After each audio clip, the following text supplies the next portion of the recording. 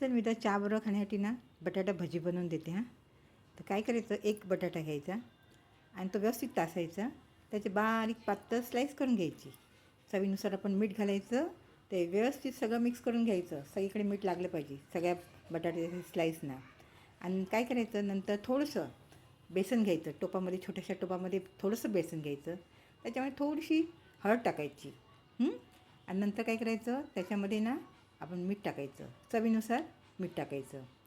इथे मी तर किती थोडंसंच मीठ टाकते, पाव चमचा. कारण एकच बटाटा आहे आणि बेसन पण थोडं आहे ना, म्हणून पाव चमचा हे घेतले, मीठ घेतले. आता काय करायचं, कुरकुरीत चांगली भजी होण्यासाठी काय करायचं, थोडंसं तांदळाचं पीठ घ्यायचं आणि ते सगळं पीठ मिक्स करून घ्यायचं, पाणी घालायचं आणि थोडं थोडं कसं जाडसरपण भिजून घ्यायचं.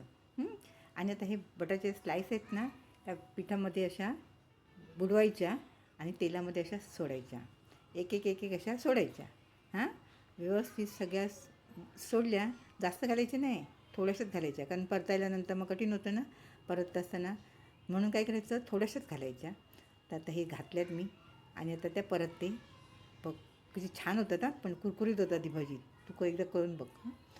आता ही भजी झाली आहे, ती आता मी टर्न करते आणि एक एक काढून घेते. खूपच मस्त लागतात, तू एकदा करून बघ नक्कीच छान लागतात. तर हे बघ, आता मी प्लेटमध्ये आता ही सगळी करून काढून घेते आणि गरमागरम मग चहाबरोबर तुला खायला देते छानपैकी.